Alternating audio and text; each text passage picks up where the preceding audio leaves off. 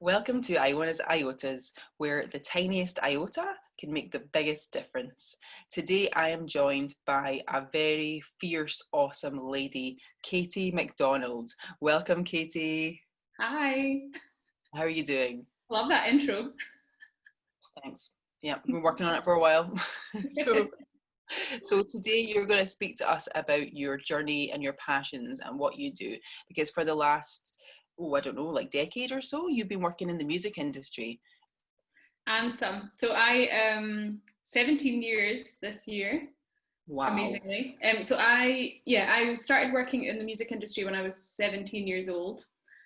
And it was never my plan to do that. I grew up with my dad's musician, so I grew up kind of in that business. But I always wanted to be a policewoman.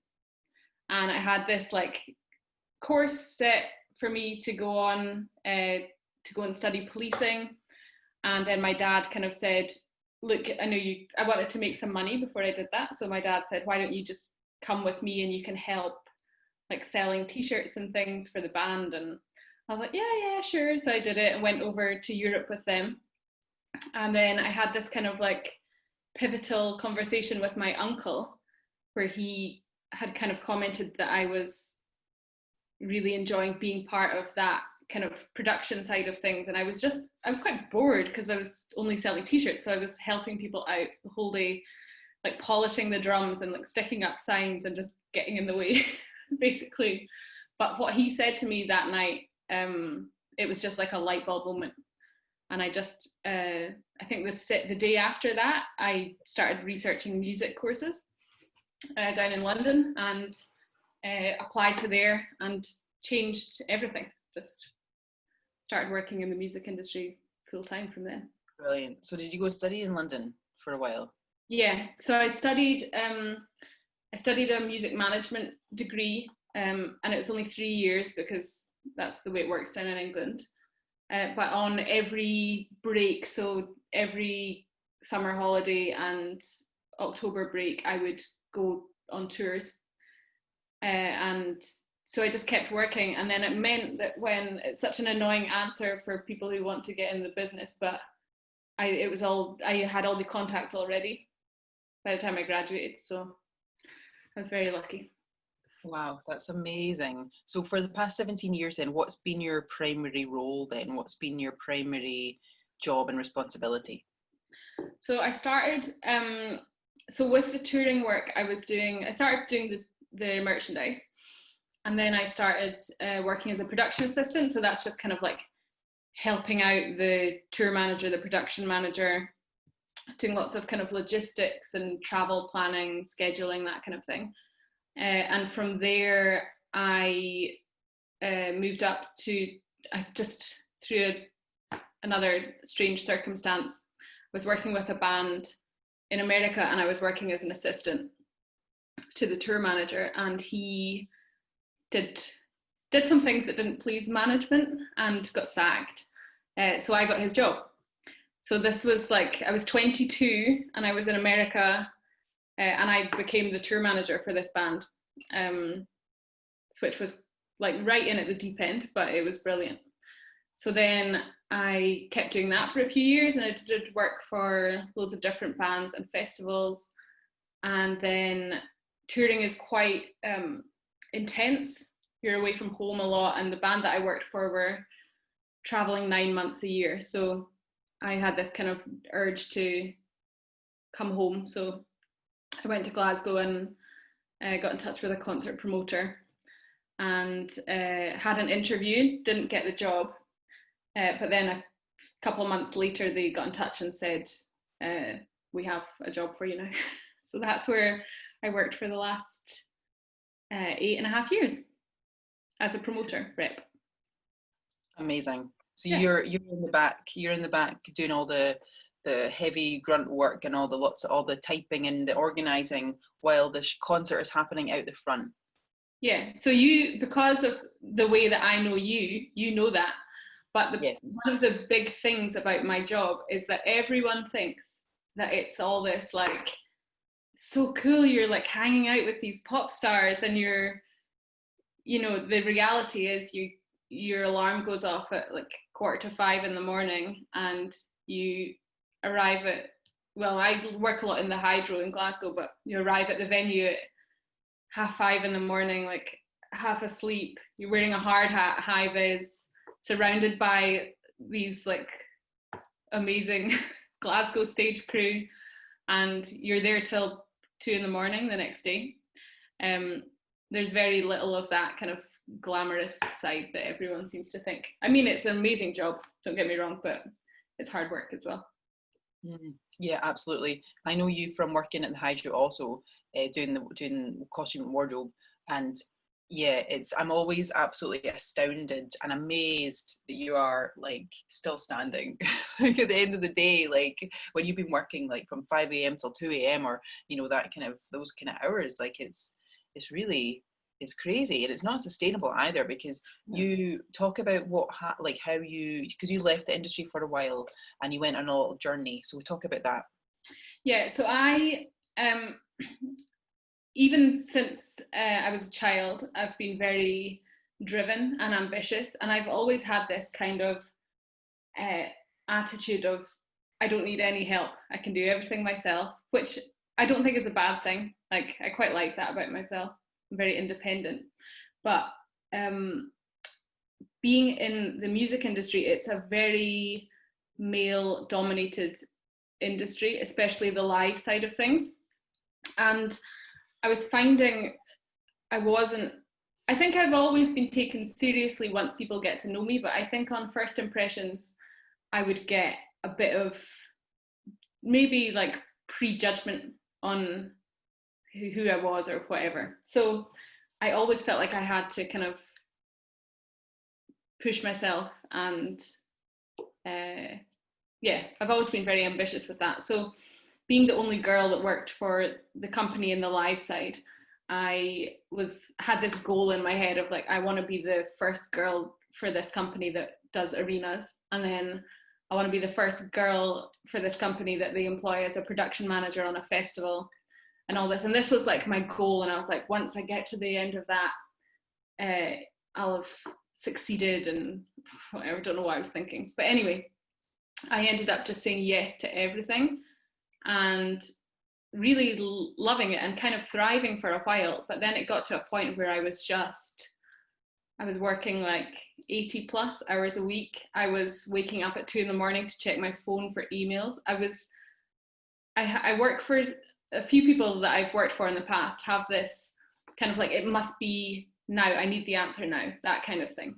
And I perpetuated that because I was the one who was like, no problem, I'll reply anytime you need me. I'm always at the end of the phone. And the only way I can describe it is I hit a point of burnout.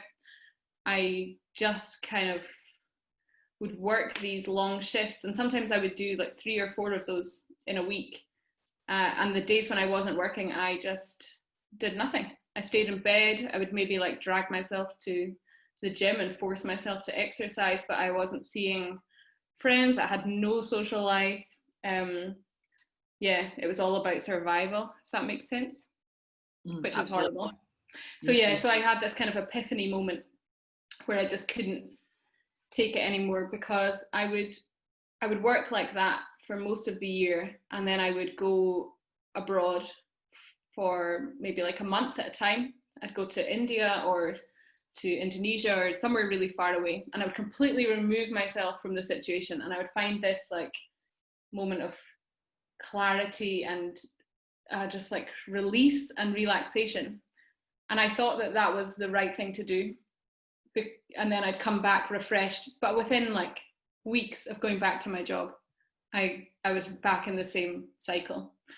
I had this kind of epiphany around about September last year, where I did one particularly hard production with an American act, and I was like, I can't do this anymore. I'm gonna kill myself. I'm not enjoying anything about my job anymore. So I asked for a sabbatical, which I started in December. End of December was my last show, and then coronavirus happened midway through an adventure trip. Oh, Oh, that's that's great. great. Where were you? So I was in Vietnam, and I had plans to go to Japan, and then I had a job in America for it was a couple of months of work, but a job that I was a touring job that I was really looking forward to. So yeah, that's all on hold just now, but to be continued. You'll get back to it, absolutely. Back to it. Yeah. Well, for sure. So, as well, I was going to say that you're a blonde, beautiful woman working in a male-dominated industry. So you are the stereotype of the happy, bubbly blonde. So no wonder that you kind of had to, or you did fall into that stereotype of people pleasing and being the yes girl.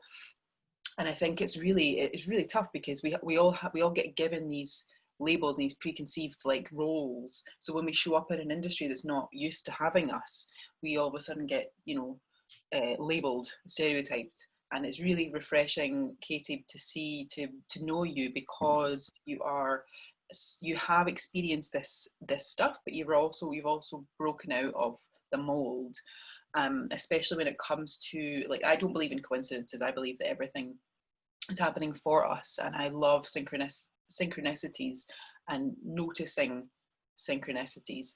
And the fact that you had already left the industry and you were on a journey of self-discovery in another country when all this happened, which allowed you to come back to the UK to work on clearing and really doing the inner work, so that you can now go on and do your next, be the better self, and able to, if you do want to go back to the industry, you're able to go back to it as the kick-ass woman who's not going to burn out. Do you know what I mean? You're not going to, because now you know what not to do.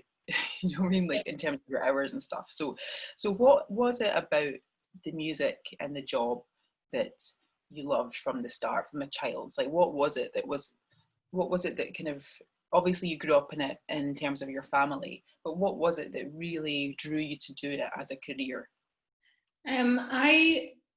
It's funny because I have loads of thoughts about the school system anyway, and those meetings that we have with our careers advisors when we're 16 years old, trying to decide what we want to do for the rest of our lives.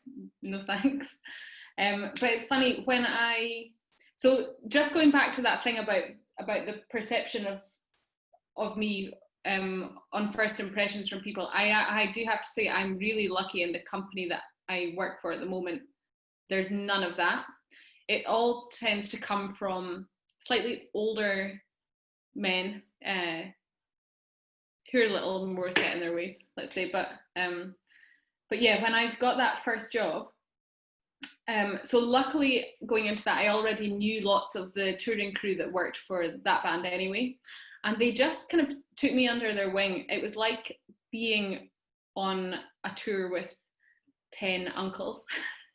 It was amazing. And being around those people, they weren't like, oh, it's the boss's daughter is working with us now. They were like, here, let's come and help, let me show you how to do this, and let's do this. And it was so welcoming. And I quickly realized, I don't know if it was because they were giving me this kind of confidence, but I was like, I'm actually really good at this. And it just gave me confidence to know that I could do it. And then with every kind of step up that I made, kind of getting other jobs, there was always someone. I've been lucky to have like a kind of mentor figure in almost every job I do, who's always really encouraging. And that's kind of what I want to be for other people now as well. So yeah, I think just getting that little bit of confidence and knowing that you're doing a good job is so good. Does that make sense? Yeah, absolutely. Hold a bit there. No, not at all. So as well, I think that the whole team, I think when you're on tour and everyone is working together and everyone is really looking out for one another, when you get a good team of people on a tour, because you're not necessarily stuck with one, well, you're kind of stuck with one another, aren't you, for like 9 months or however long it is. So it's in your best interest, in everyone's best interest to work together and feel good. And I think that if you get that, it's such an amazing thing, because you become a family. And I've experienced that myself so many times, and it's so wonderful.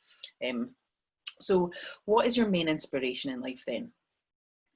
So this is something I've been thinking a lot about, and I think it comes from my parents, really, because they are nonconformist, I would say. So they, through my whole life, never pushed me to do anything I didn't want to do. They made a decision when I was a baby not to.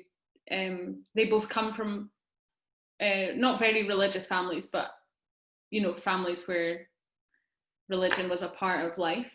But they decided that they wouldn't christen me or anything like that. They would let me make up my own decisions about everything.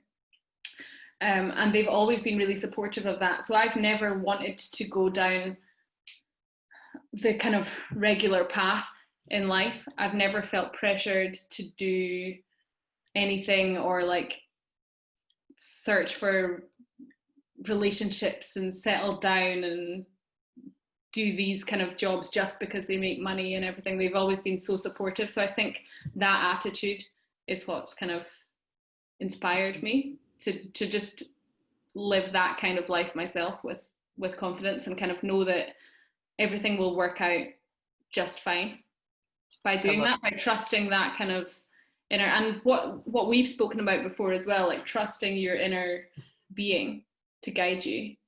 That's something, especially the last few months, it's like so loud for me, because that's the only thing. You'll never go wrong if you trust your inner self, I think. Absolutely. And my parents are definitely the same, which is good. That's really good. That's awesome. So in terms of in terms of inspiration as well, so your inner being led you on a journey of self-discovery last year. In fact, a couple of years ago as well, because I remember a couple of years ago you went to India. What were you doing there? So I've been to India twice. The first time I went because I've just always been fascinated by their culture. But I love yoga. I've been practicing yoga since I was 18, kind of on and off. And it started with me as just like, oh, it'll help me be more flexible, or it's a good form of exercise. But then the more I started to learn about it, it's not just a physical practice. It's like, it's all about how you live your life, how you treat other people. It's all about kindness. So I went over to India to do yoga teacher training. And I never wanted to be a yoga teacher. I wanted to take a month to really focus on something I wanted to learn, something new, and like really immerse myself in the training and the learning. And I went into that. So I spent just over a month in Rishikesh, which is right up in the north, beside the Ganges. And it was incredible. The experience was just amazing. And you've brought that back. So you've brought an element of that back to Scotland, haven't you? Because you're now doing yoga, your own yoga sessions, which is really exciting. You've transitioned from this like really hectic, crazy lifestyle working for tours. Now you're chilling out, running yoga workshops via Zoom and things. So talk about that a wee bit. So I never had any plans to be a yoga teacher. I thought I'll do this course for myself. And then at least I've got the qualification in the future if it's something I want to kind of use. So when I got back from Vietnam and lockdown happened, we had a meeting with the company I work for, and we were kind of told, worst case scenario, we're not going to have any live music for this year. So I was thinking about it, and I was kind of getting a little nervous, because my career has been my identity for so long. I was like, what on earth am I going to do?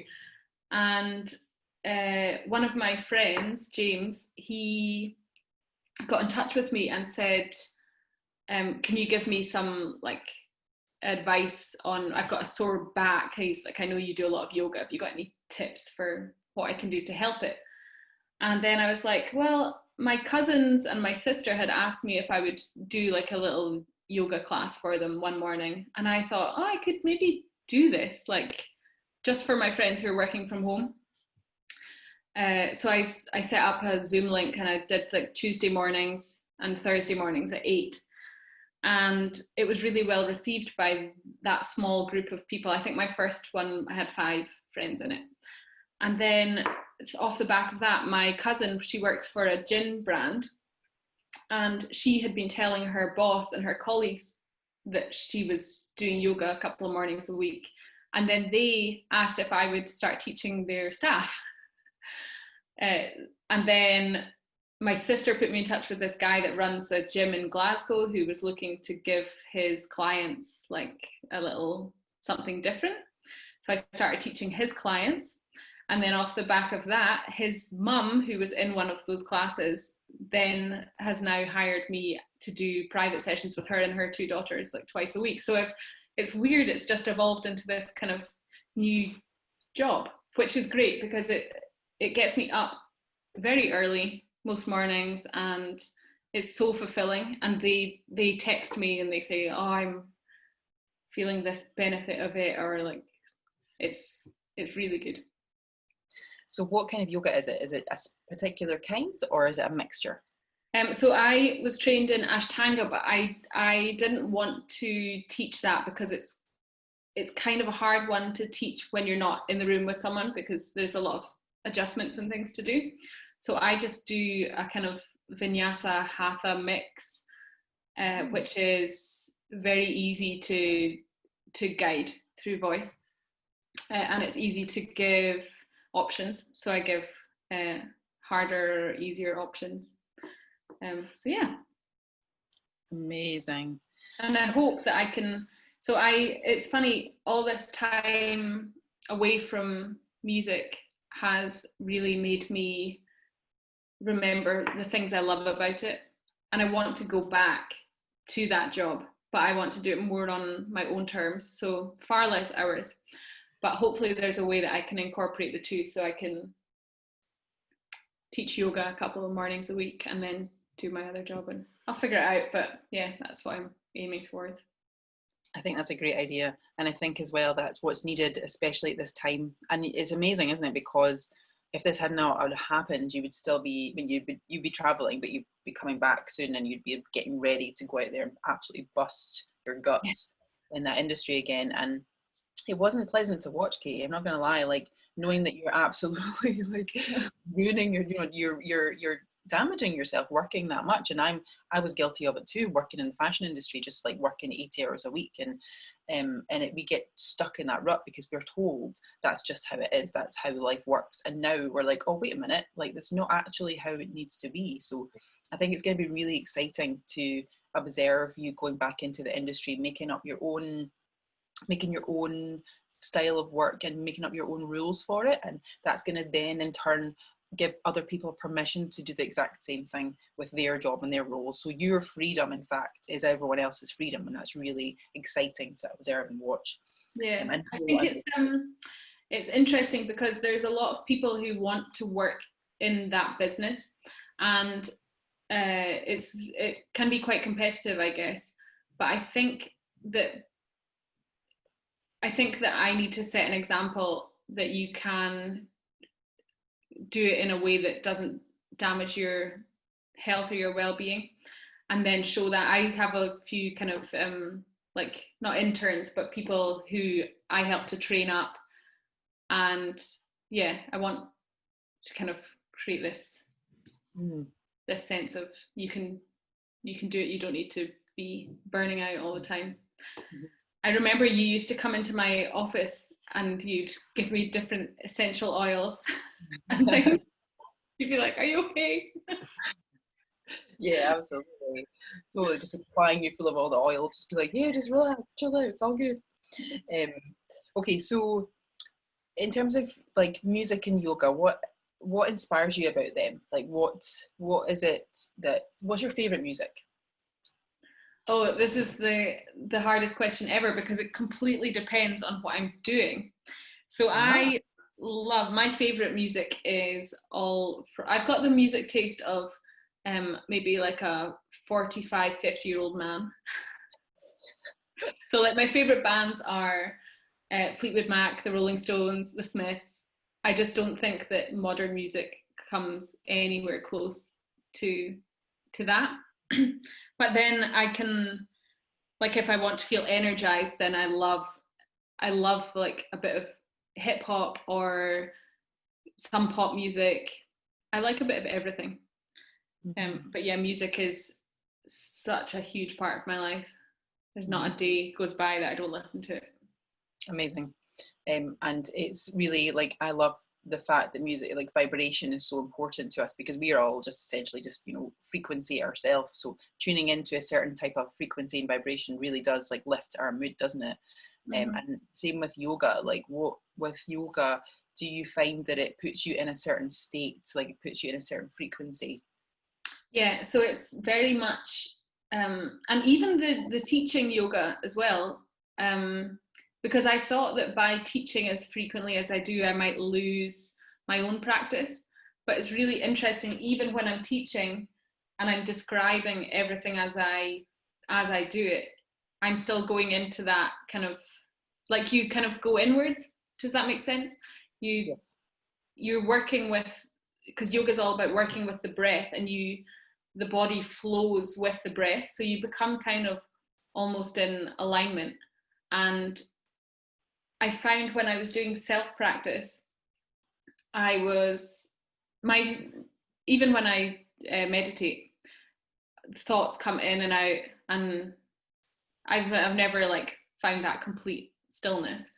But when I'm teaching yoga, I'm really I'm just in that moment, which is really amazing, because it's giving me these huge benefits that I didn't have when I was just practicing myself.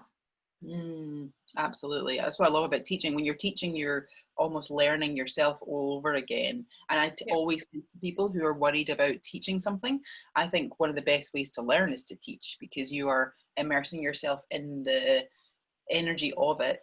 And also when you are teaching someone else, when they have clarity, when they have a realization about it, it's sometimes usually what you would never have thought of before. So you're getting that kind of like give and take of information. Yeah, it can be really empowering. So what are your thoughts on where society is headed then? So I would love if everything that's happened in the last few months, since, you know, early March, I would love if it gave, because so many people have been moving towards more of a home life, and lots of people have lost their jobs, obviously, so everyone's got all this extra time on their hands. And it would be so nice if that then resulted in people having a bit more balance. I mean, I can't speak for how everyone else works, but to me it seems like society is just like go work, like work is the most important thing. Work, make money, spend your money, repeat kind of thing. And it would be so nice if everything just slowed down a little bit, and to realize that, you know, that's not the most important thing. And also just people treating each other with a little bit more kindness and compassion, and yeah, making time. I mean, I have had more, it's weird because I'm staying with my parents at the moment, but I haven't seen a single friend in real life since the start of February. But amazingly, I'm in touch with my friends way more than I ever was before. And I feel so like connected and close to them. So yeah, I want to keep that up, definitely. Yeah, that's amazing. This time is really, it's really interesting, because I don't think we will ever go back to what was previously before. I think we've been offered a new energy of working. We've been offered a new way of living and being, and working from home is going to become hopefully a lot more accessible for people, and so that they can spend time with their families, and then obviously have the offering of working away and doing all this other stuff if they feel like it's for them. But I think this time is allowing a lot of people the opportunity to really come in with, in themselves and realize and find out what's right for me, what do I feel like doing. And we've never had this opportunity before, so it's really fascinating, isn't it? Stepping off the hamster wheel for a little while. Absolutely. Like, for example, if we hadn't have if the concerts hadn't have stopped, then you would not be spending a lot of time with your parents and really strengthening that bond, but also doing the yoga thing that you would be back from your trips. Yeah. And well, Katie, it's really interesting because you have been physically traveling places to find that calm and to find that peace. And although exploring the world is awesome, and I can't wait to get back to it, and I absolutely think that you are the same, but we don't have to go anywhere in particular to get that inner peace. Like, it's all about staying where you are and really acknowledging that you don't have to. So how do you feel about that? Has that been quite an important factor for you, the fact that you can actually stay in Scotland and have the same feelings of calm that you would have found in India or Indonesia or places that you've traveled? Yeah, I'm lucky because where I am just now is kind of idyllic. My folks live right beside a beach, so it's not the same as if I was still in my flat in Glasgow walking around Kinning Park, Yeah. But I go every day. This is kind of like a non-negotiable for me. I go for a walk just by myself for like an hour and a half, and I always listen to a podcast or music when I'm doing that, just because I like it. I like having that time. But I find that those walks and that time just on my own, just in the fresh air, is all I need really to kind of, like, if I've had a few wobbles where I've just been like, oh, when's this gonna end? Or, not many, but a couple. And I find like going outside, getting that fresh air, that just space on my own, it's like, reset back. Life isn't so bad after all. Like, this is really, really great at the moment. Yeah, that beach life, so good. so good. We're so lucky in Scotland as well that we can actually just step outside and we have so much beautiful scenery. And yeah, even though it rains a lot here, it makes the whole country so fresh and green and beautiful. And I feel this time has made me feel really grateful for living in Scotland, and just being able to step outside, even if I live in the city centre of Glasgow, nearer to where you were staying. And it's really good because we've got so many parks around us and we can just step outside and just be in amongst greenery. It's just amazing, and I would highly recommend it. Like, if anyone hasn't been getting outside more, then now is definitely the time to do it. And even when it rains, get that hood up, get a raincoat on. It's still quite nice when you're out in the rain. Yeah. Absolutely. It can be very cleansing as well, because if you visualize the water just like washing away all your tension, I love a visualization. I love it. So what are your plans and goals for the future then? So I don't have a job till possibly November, December. We're not sure, but I'm just gonna. I'm lucky enough to have like an element of furlough with my job in Glasgow, which is so good. So grateful for that. So when I get the chance, I'm gonna go back to Glasgow and just try and figure out a way to incorporate both jobs. Maybe cut my hours right down with the music thing. Just take on projects that I feel good about, not just saying yes to all the hours. And of course, I am itching to get traveling again. Absolutely. Where were you supposed to be right now? Just now I was supposed to be in Texas. So It was a 6-week American tour. So yeah, I was supposed to be in Texas at the moment. And then going up to California. Okay. Amazing. You'll get there. Rescheduled to 2022. And I'm, who knows what I'll be doing then. So maybe I'll do it then. Maybe it won't work for me, but I just have such a good feeling at the moment, like you know, I don't feel nervous about the future at all. I think that's something I used to worry about, but now I'm just like, bring it on. Whatever Why do you think? can happen will happen. Why is that? I think having so much time here on my own has kind of made me feel like that, but also the conversations that we've had and like the sessions that we've done together, that whole kind of thing of just like go with the flow. I felt it right at the start of 2020 when I was like, oh, 2020 is going to be amazing, and it actually has been amazing, just for different reasons. It wasn't what I expected, but I feel like I've had this whole mindset shift of just like I'm so relaxed. It's really weird. It's really good. I love it. Yeah. You're big into astrology as well, aren't you? So and the whole kind of 2020 being a power year, I think we're like, yep, it's quite powerful. Yeah, I'm kind of, astrology is one of these things that I think maybe I read a lot into it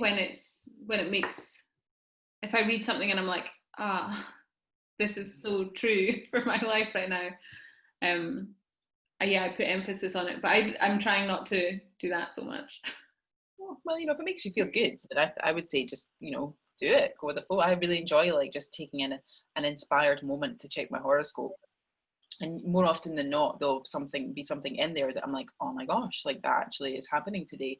I used to do like on the subway and the tube in Glasgow in the underground, you'd always find like a random Metro newspaper lying around, and I always used to pick it up literally just to go to read the horoscope part, because there was always usually something on that day when I'm on the underground, something would always ring true in that horoscope, and I would take a photo of it, and I would take my, Tyler, my boyfriend's, his horoscope, take a photo of it, send it to him, be like, look, it's yay. So I do that. I don't just read my own. I read my sisters, my parents, my friends. Yeah, same. And I always find something in one of them. Yeah, I think maybe that's possibly linked to a past life when you were maybe like a sage or something, Katie. I think, totally. We should do some digging in that. We should do a little regression. Like which? I'd love to be that. Awesome. Okay, so can you share with us a tool or a practice that you use on a daily basis to feel good? So I've dabbled with meditation in the past, but in January this year I started kind of committing to it, and now I try a few days a week, maybe like 4 days a week. As soon as I get up, I'll get out of bed, sit on the floor, and I'll either do a guided meditation. So I use your heart meditation the most. Yay.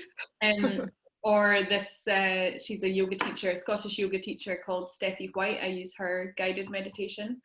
And I'll just sit and do that. And then on the days some days my yoga classes start at 7:30 in the morning. So some days I'm just like, straight up and out.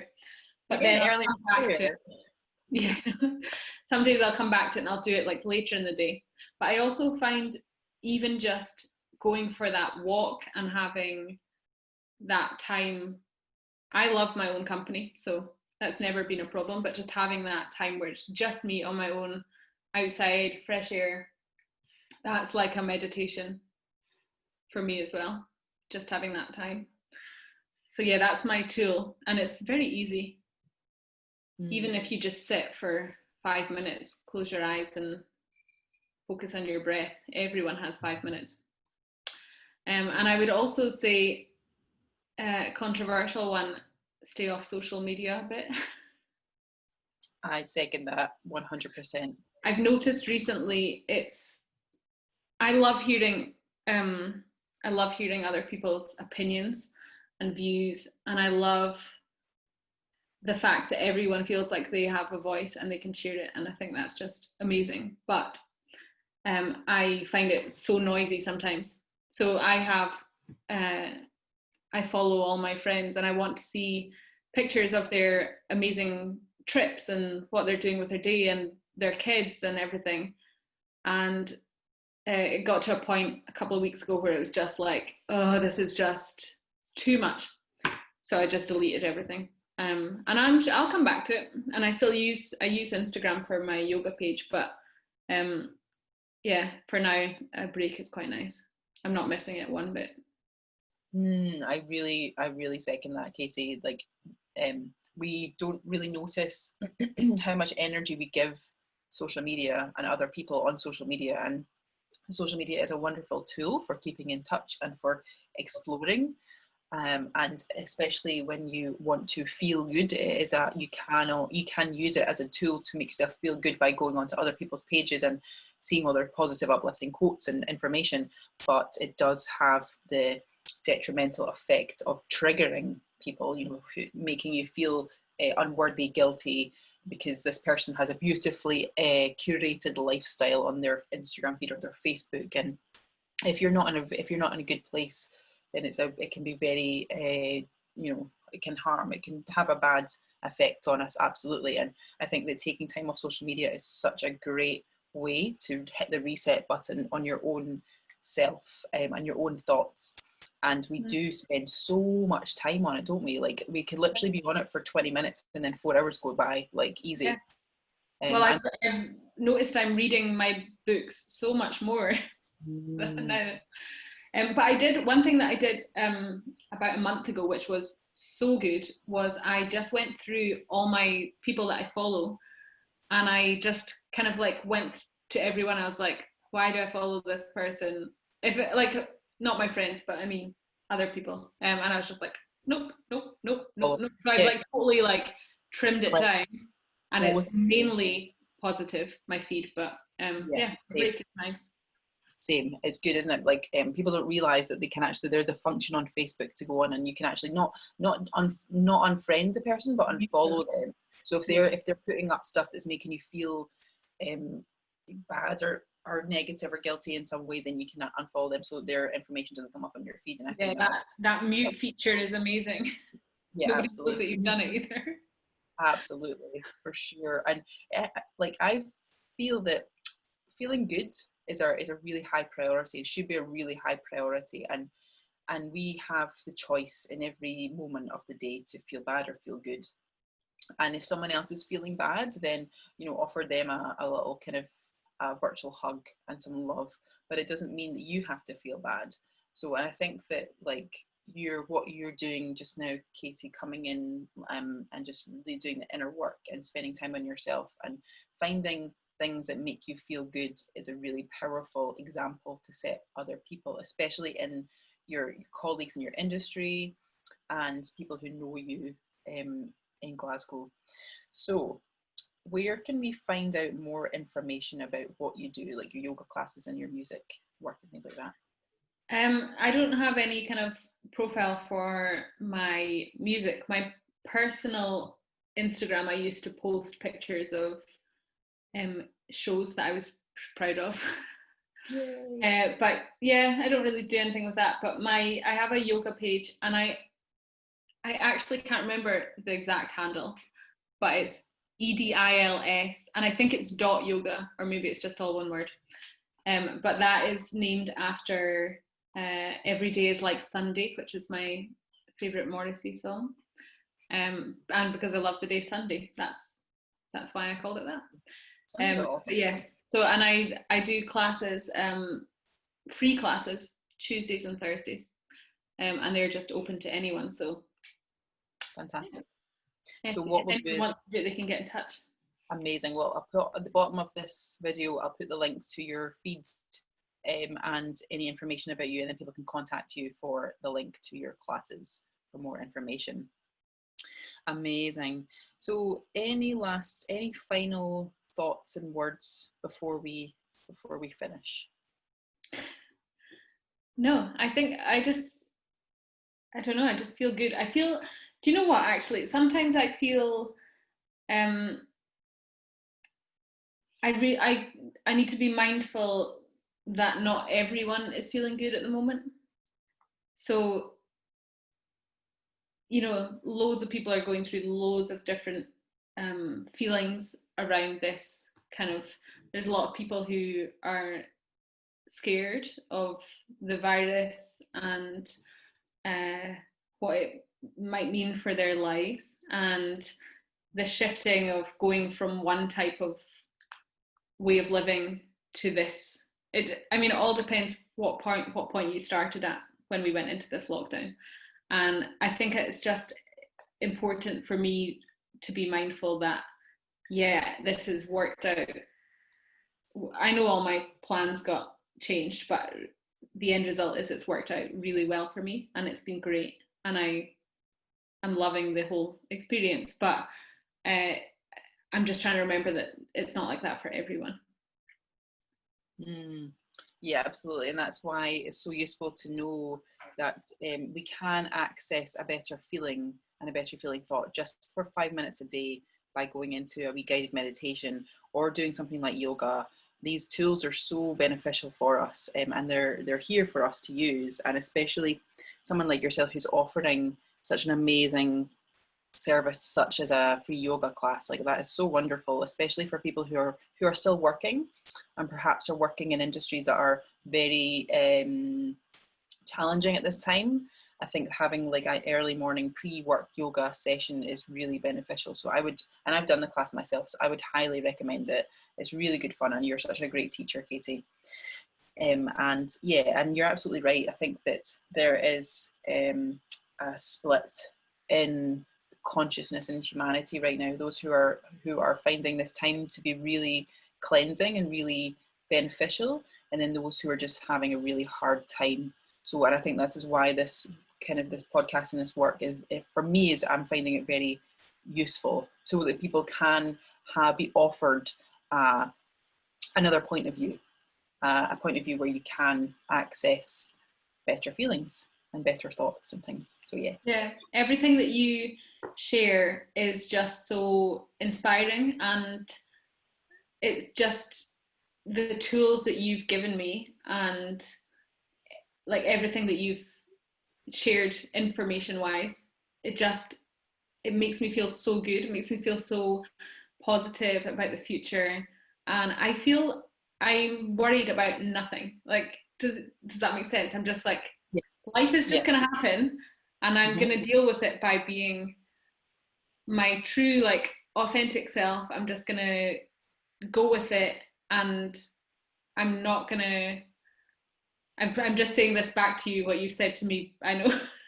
but like my inner self is just going to show me the right way to go. Like, nothing needs to be a hard decision, trusting that gut feeling. Yeah, it feels good. Thank you, that's awesome. I'm so glad, I'm so happy, and I'm feeling like now is the time that we have the opportunity to really open the door to the new paradigm and the new way of being. And all, like, you'll know yourself after, you know, looking at astrology and all the work, the yoga work and stuff that you've done, that there is a shift coming, there's a consciousness shift coming. And yeah, let's just get prepared for it, and when all this is done, have a big party. I can't wait. I bet you can't wait either. Like, get back into that beer garden in Glasgow and have a couple of pints and be like, well, that was interesting, wasn't it? You know? I can't wait. Yay, let's do it. Oh, thank you so much, Katie. So good to chat with you. And yeah, I'll pop any information about you down underneath this video. So thank you so much for joining us today. Thank you. And everyone watching, have fun and feel good, and get in touch with Katie if you want to find out more about yoga and any of the topics we've discussed today, of course. And we'll see you very soon. Have fun. Bye.